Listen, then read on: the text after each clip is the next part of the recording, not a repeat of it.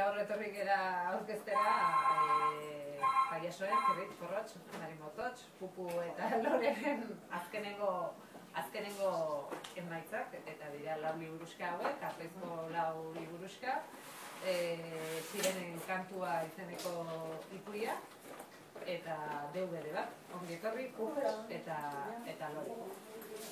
Hauek txikientzako liburuxka batzuk dira, Artoizkoak ikusten dezuen bezala, normalean aurrei irakurtzekoak edo beraik irakurri izateko, baldin badakite behintzat, gaur egun azkar ikasten dute, oso azkarra dira gaur egun umeak eta bere ikasten dute. Lehenko apetzia zuzuak,